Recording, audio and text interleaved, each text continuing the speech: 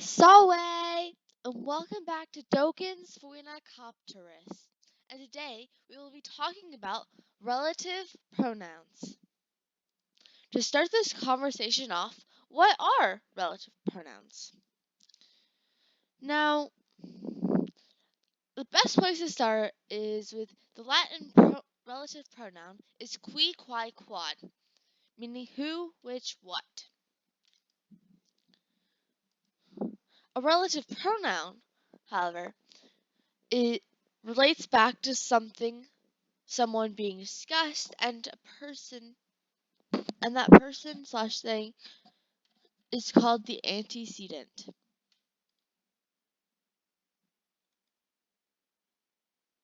Usually, there is a relative clause and a substantive, the antecedent, in a sentence. A relative clause agrees in gender and number with its antecedent. The case of the relative pronoun is dependent upon the pronoun's grammatical function in the sentence. The relative clauses are dependent on another clause before them, and in English, this clause is like a mini appositives. Some examples of relative pronouns used in English sentences are, this is definitely my favorite one, from Harry Potter, he, who must not be named, did great things. Terrible? Yes, but great. This is from Ollivander and Harry Potter Book 1. But, so we start the sentence off with he. We refer back to he with the relative pronoun who. So he, who must not be named, that's like an appositive for he, or so on. So he did great things. Terrible, yes, but great. So who must not be named is the relative clause in the middle of a clause it's depending on. So now I'm going to do another example or two and we're going to move on. So the dog's bed, which is dirty, needs washing. So we start by saying the dog's bed. So we're talking about the bed, which is owned by the dog.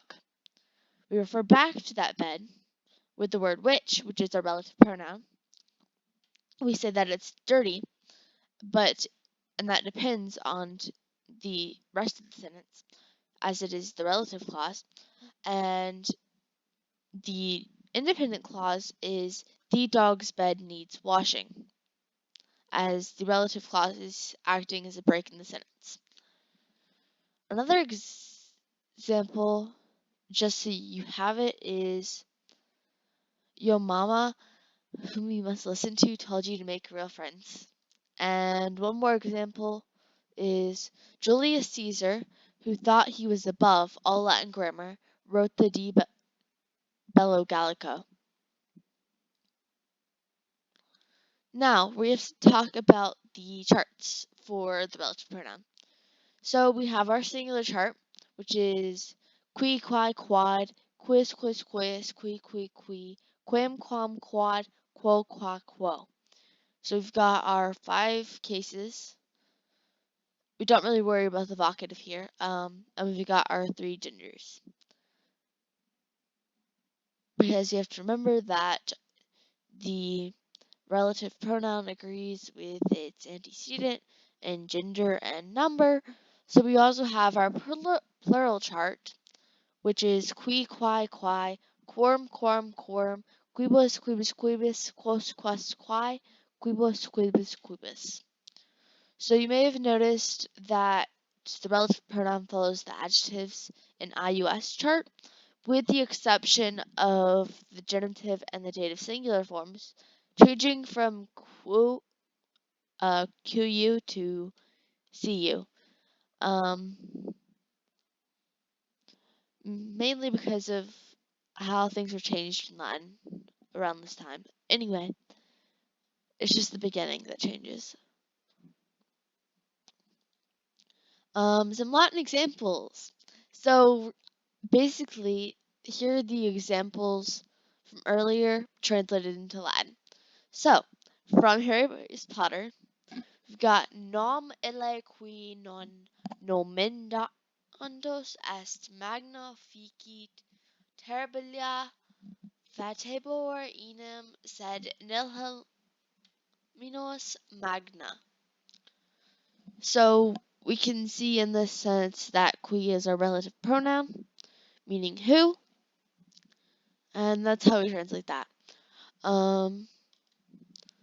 This next one, which is the dog's bed, which is dirty, needs washing, translates to lectus canis qui soridia est aget loare.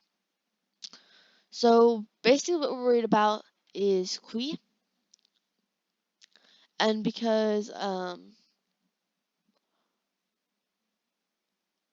it's referring back to lectus, which is masculine singular, we have qui, and it's the subject, so we know that we're talking about that in that way, so then therefore we have qui, which is the nominative masculine form of quad. We have another two examples I can just let you look at for a second. And then this one. So Julius Caesar qui cognitat erat supra Latina grammatica scripsit de bello Gallico. Just the same sentence as earlier in Latin. And we're also using qui here. So now we're going to get into some more advanced relative pronoun stuff. And this is only for the most advanced Latin learners, as it includes irregularities and things that don't occur very commonly in Latin. And if you don't know a large amount of Latin grammar, this can be very, very confusing. So, as you may have already heard, in English, relative pronouns take the place of another construction commonly. So, this would often be in positive, a participle, or a noun of agency. And unlike in English, relative pronouns are never omitted in Latin. So, that's good news. In formal speech, the relative pronoun comes before the antecedent and actually often has the antecedent within the relative clause, just for organizational purposes. And then a relative clause can be at the start of a sentence to connect the independent clause with the dependent clause, with the dependent clause being the relative clause. Now, this is the advanced relative pronoun stuff continued, and this is where things get kind of tricky. Because sometimes relative pronouns have multiple antecedents, which makes gender agreement tricky, and when this occurs, they act like predicate adjectives in terms of agreement.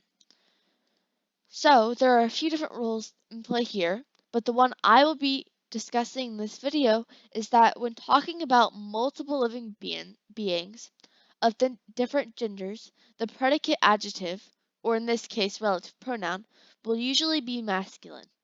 An example of this from Allen and Greenough's New Latin Grammar is filium et filiam, quos valde dixit, uno tempore amisit. So he lost at the same time a son and a daughter who he dearly loved. So, quos is referring to a son and a daughter, and because he loved both his son and his daughter and he lost both of them, so that's, and quos is plural, so it's quos is accusative plural, so it's referring back to the direct object. So it's saying he lost his son and his daughter, and he dearly loved both of them. So quos is referring back to both of them, and it's in our masculine accusative plural. If you want to know more about these rules, I will have a link to Dickinson to explain the other circumstances for agreement, as I cannot cover every single one in this video because there are a lot of them. Gratias Maxime Videnti et Volete.